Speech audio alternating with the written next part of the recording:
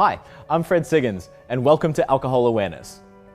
I know you're probably keen to get out there and get to work, doing what you love doing in hospitality. And watching an alcohol awareness course may not be something you thought you'd have to spend time doing.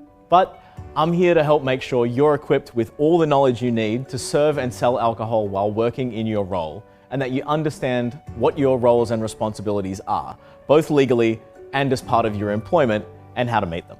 I've spent over 20 years working in hospitality, and many of my roles have had a large focus on alcohol and alcohol service. I've worked as a cocktail bartender at top Australian bars, managed hospitality businesses, and currently work on the production side of alcohol, making whiskey in Australia. I've also spent years consulting to businesses, competing in and judging cocktail competitions, and contributing to some of the industry's best food and drink focused media. What I've learned in that time is how incredibly important responsible sale and service of alcohol is, and how much responsibility comes with your role in this industry and with the sale and service of alcohol. Everything we're going to go through will make your work life easier. You'll be better equipped to make decisions and handle alcohol-related situations, be safer at work, provide a better level of service to your guests, and avoid any of the negative consequences of irresponsible service. Ready? Working in hospitality can be lots of fun, but there are also big responsibilities that come with the job. And you guessed it, the responsible sale and service of alcohol is one of those. Let's take a moment to go through the key principles that underpin the way we serve alcohol when working in a hospitality business and why they're so important.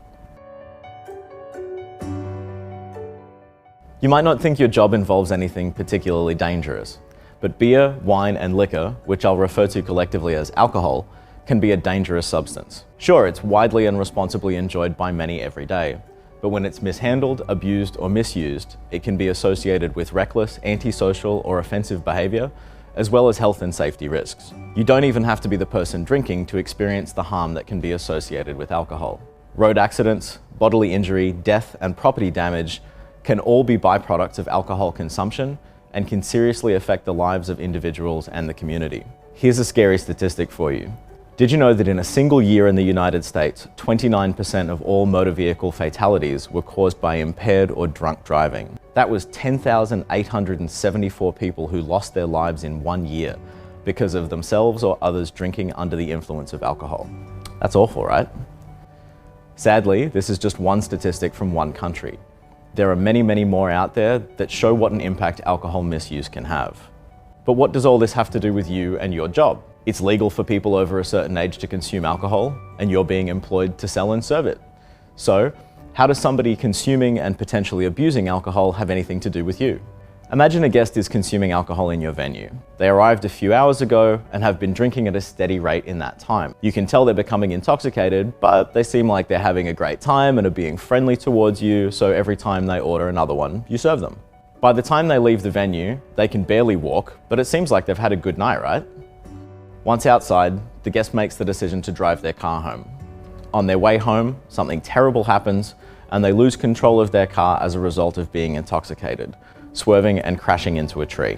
We don't need to go into the ending of this story, but it's certainly not good for the guest. As people who serve and sell alcohol, we have a really important role to play in helping to keep people and communities safe and minimizing the harm associated with alcohol consumption. The way we do this is by practicing safe and responsible alcohol sales and service at all times. What constitutes safe and responsible service will be decided by your state or country government or liquor authority and your internal venue policies. Make sure you watch my lessons on alcohol and the law and the consequences of unsafe alcohol service and sales to learn more. So, the sales and service of alcohol should be taken seriously by everyone involved. How does alcohol affect people and the community in your local area? Take a moment to jump online and see if you find a recent news story about an alcohol-fueled incident. If you just take away two things from everything we've discussed, remember, alcohol of all kinds is powerful and potentially dangerous. And everyone selling and serving alcohol is obligated to do so responsibly and safely. In most countries, states, and even cities, the sale and service of alcohol is regulated by governments and local agencies, and responsible practices are legal requirements. No matter what role you have in selling or serving alcohol, you must understand the laws that apply to you. This will help you avoid situations caused by irresponsible service and the potential penalties that could follow. Let's take a look at the basic structure of these laws. There's not one single set of laws and rules that apply everywhere for everyone. Different countries, states, and jurisdictions have differing laws, regulations, and practices. As someone who sells or serves alcohol, it's up to you to know the laws, regulations, and best practices for where you work and stay up to date with any changes.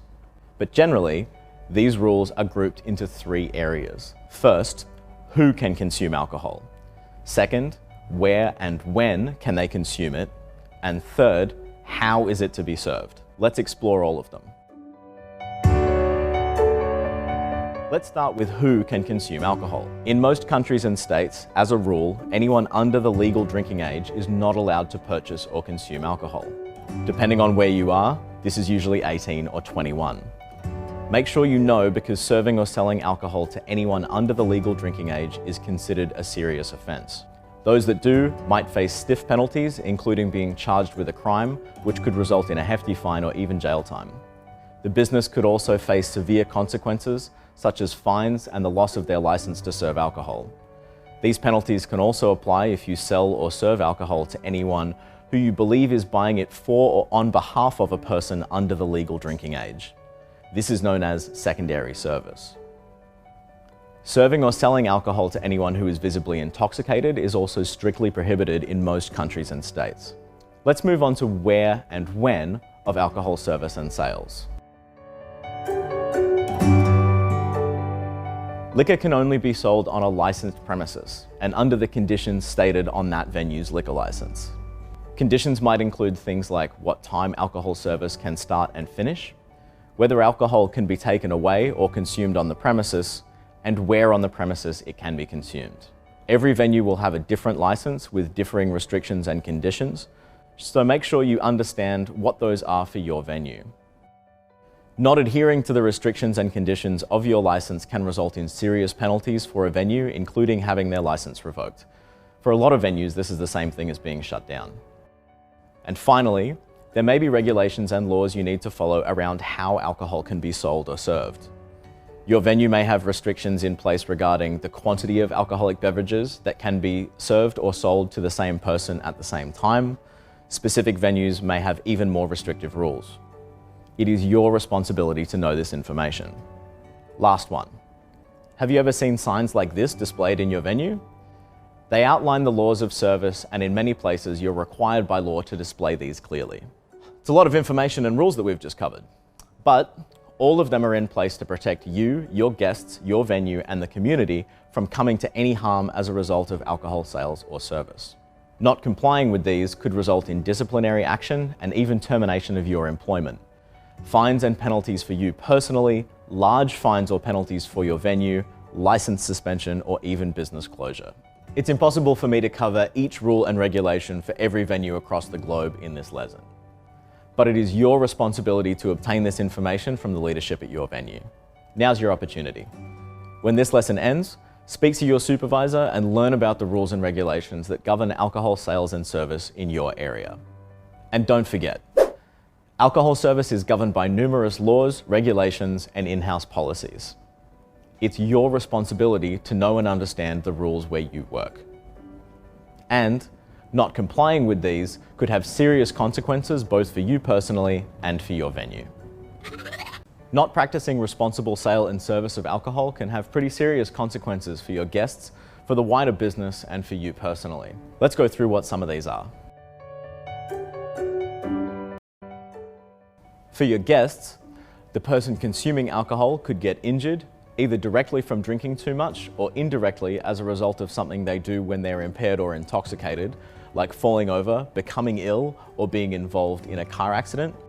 In the worst case scenario, this could even result in significant injury or even death. For your business, irresponsible sale or service of alcohol could result in the loss of valued guests who don't want to be in an environment where alcohol is being abused, negative online or social media commentary, negative public relations and publicity, a negative financial impact for the venue, heavy fines against the business, legal action, and it could even cause the business to lose their liquor license or have it suspended. And for yourself, if you engage in unsafe alcohol sales and service practices, it can create an unsafe working environment for you and your colleagues. You could be held legally responsible, which could mean heavy fines and criminal or civil charges.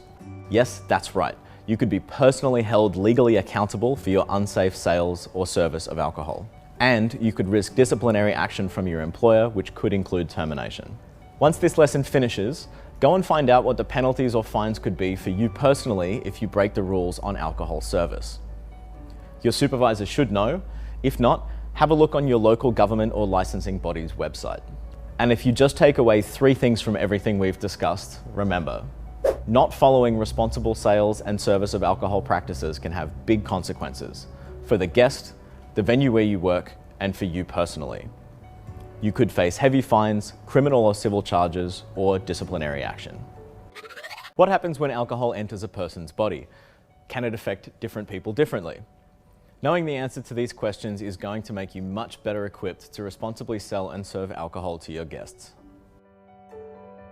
Amazingly, as soon as a person puts alcohol in their mouth, some of it is absorbed straight into your bloodstream. The rest travels through their body and enters their bloodstream through their stomach and small intestine. Once alcohol enters their blood, it takes just a few minutes for it to travel to their brain. When it gets there, because alcohol is a chemical depressant, it will start to slow down functioning in areas of the brain. This is what causes people's behavior to change when they've consumed alcohol.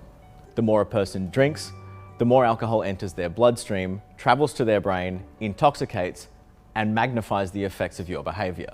Makes sense, right? The measure of how much alcohol is in a person's body or bloodstream is called blood alcohol concentration, or BAC. Most countries and states have strict laws in place around the maximum BAC a person can have when operating a motor vehicle. If they surpass this, they are considered legally impaired or intoxicated. Having even very small amounts of alcohol in your system significantly affects a person's concentration, judgment, and performance. Someone may even feel like they're fine, but reaction times are slower than normal and concentration is dulled. Various countries, including the USA, Canada, Singapore, and parts of the UK, impose penalties on individuals who operate a motor vehicle with a BAC of 0.08% or greater, whether or not they display physical signs of being intoxicated. In Australia and much of Europe, it's 0.05%, and other places, including Dubai, have a zero tolerance policy. Right now, my BAC is 0.00. I've got zero alcohol in my system. But if I drink this beer, my BAC is going to increase to something like 0.02, which means 0.02% of my blood will be made up of alcohol. The more a person drinks, the stronger the alcohol they're drinking, and the faster they drink, the higher their BAC will be. But not everyone reacts in the same way to alcohol, and another person could drink the same amount of the same strength alcohol at the same speed as me, and we could end up with a different BAC. That's because there are several other factors that affect how a person's body responds to alcohol. These can include size, weight, sex. A woman drinking the same as a man will tend to have a higher BAC as they have less fluid than men in their bodies to dilute the alcohol. They also have less of the enzyme that breaks down the alcohol. Age, emotional state. Being stressed, angry, or tired can result in a person being more quickly affected by alcohol. Whether you've eaten or not. If you drink alcohol on an empty stomach, your BAC will be higher than a person who has eaten before drinking. Food slows the absorption in your bloodstream by keeping the alcohol you consume in your stomach and for a longer period. Therefore, offering guests food when they're drinking is a great way to reduce the chances of them becoming intoxicated. Being on medications can also impact BAC. Drinking a carbonated drink, like beer or champagne, or a spirit mixed with carbonated mixer drinks will likely cause a person's BAC to rise faster than they would drinking non-carbonated drinks. That's because these drinks are absorbed more quickly into the stomach, which means the alcohol gets into your bloodstream faster. Have you ever witnessed 2 people drink the same amount of alcohol over the same period of time and be affected completely differently? So to wrap up, don't forget, alcohol begins to be absorbed immediately into a person's bloodstream through the mouth, stomach, and small intestine. BAC stands for blood alcohol concentration, and a number of factors influence somebody's blood alcohol concentration, including the amount and strength of alcohol they consume, the speed they drink, and personal factors including sex, size, weight, and age. In your role, you're not only responsible for making sure you don't sell or serve alcohol to minors, you're also legally obligated. Serving someone who's under the minimum legal drinking age could mean you end up facing disciplinary action and might even result in civil or criminal charges against you. So that neither of these things ever happen to you, I'm going to take you through how to detect minors before accidentally serving them. Let's start by putting your judgment of how old a person is to the test. Have a look at these guests that want to buy alcohol from you. Take a guess. How old do you think they are?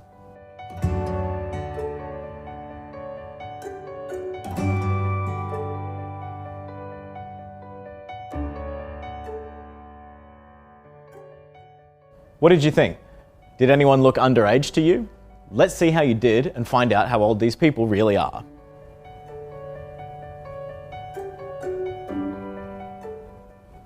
How did you do? I know from experience how tough it is to accurately guess someone's age. People that are young might look older, people that are older might look younger. Even if you've got some or all of these right, the only way to accurately know how old a person is to see proof of their age. Don't rely on your judgment. It's not worth the risk if you get it wrong. But what kind of proof is acceptable? Depending on where you are in the world and the venue where you work, there will be rules around what's considered an acceptable form of identification. It's up to you to make sure you know what's allowed. But in general, acceptable identifications might include a valid driver's license, a government-issued ID card, a passport or passport card, military or government identification card, or other valid forms of identification permitted by local law. All identification must be current and not expired. The identification must include a photo and, most importantly, the person's full date of birth. Anything else, including things like credit cards and student IDs, are not acceptable ID. I've also had guests give me library cards, gym memberships, phone bills, and so many other things as identification. You probably don't need me to tell you that these are not valid as proof of age. Have you ever checked someone's identification? Or had your own checked? What happened during that interaction? Watch my lesson on checking a guest's identification to learn a best practice process you can follow to ask a guest for their ID. And remember, you have a legal obligation to make sure alcohol is not served to anyone under the legal drinking age. Don't rely on your judgment of a person's appearance to predict their age. And there are rules around what's considered an acceptable form of identification. Make sure you know what your venue will accept. Politely ask a guest if you may see their identification. You can say something like, "Can I see your ID?" or "It's house policy to check everyone's ID." Ask them to remove their ID from their wallet so that you can hold it in your hand to examine it. Make sure you're in a well-lit area or have a light by which you can clearly see the identification and its photo. This will allow you to determine if there have been any alterations to the ID. Take your time to review the ID, especially if it's a form you're unfamiliar with. Check the ID for the following: that it's still current and valid. Many IDs have an expiry date. If it's expired, you can't accept it as a valid ID. Check that the photo on the ID matches the guest. If not, you can't accept it as a valid ID. Pay attention to distinguishing characteristics that may be listed on the ID, such as height and eye color. The birth date. Does it in fact confirm the person is of legal drinking age? If not, you can't accept it as a valid ID. Feel around the identification. Does the photo, the area with the birth date, or the edges of the ID feel wrinkled, bumpy, or have air bubbles? These could mean the document has been altered. If it seems altered, you can't accept it as a valid ID. Wherever possible, use a UV or black light to help identify false or altered IDs. If the identification is acceptable, thank the guest for showing it to you and continue with your sale or service. If a guest doesn't have acceptable ID, or if it's expired, or if you suspect them of using false ID, politely let them know you will not be able to serve or sell alcohol to them. You can use phrases like, "I'm sorry, but I'm unable to serve alcohol to you without valid identification." If guests try to argue with your decision, calmly stand your ground and let them know you'd be risking your venue's license and could face personal fines if you serve them. If the guest persists in their protest, call your supervisor or manager to assist. It's just a fact of life that you will get minors trying to buy alcohol from you. But allowing them to purchase or consume alcohol can result in serious fines and penalties, not just for your venue, but also for you personally. Your venue might have a policy of asking everyone for ID, or everyone under a certain age, for example, 25 or 30. Make sure you follow it. If there's no venue policy, then here's a good tip for you to practice for yourself. Add 7 years to the legal drinking age and ask anyone who looks under that age to show you identification. For example, if the legal drinking age is 18, ask anyone who looks 25 or under for ID. If it's 21, ask everyone who looks 28 or under. This way, even if someone underage looks a bit older than they are, you should still be able to pick them out. Don't be worried about offending people by politely asking them to show you ID. It's your job to protect yourself and your venue from the consequences of selling alcohol to minors. Many guests are actually quite flattered by the question. All right, a quick activity you can do right now. What would somebody's birth date need to be to make them of legal drinking age today? In other words, if a guest says it's their birthday today and they've just turned the legal drinking age where you are, what would be their month, day, and year of birth? It's a good practice to think of this at the start of every shift, as it will make it much faster for you to check ID. And remember, it's your responsibility to check that all ID presented to you is authentic and genuinely belongs to the person presenting it. Always ask a guest to remove their ID from their wallet or plastic cover. And if a guest doesn't have acceptable ID, politely let them know that you will not be able to serve or sell alcohol to them.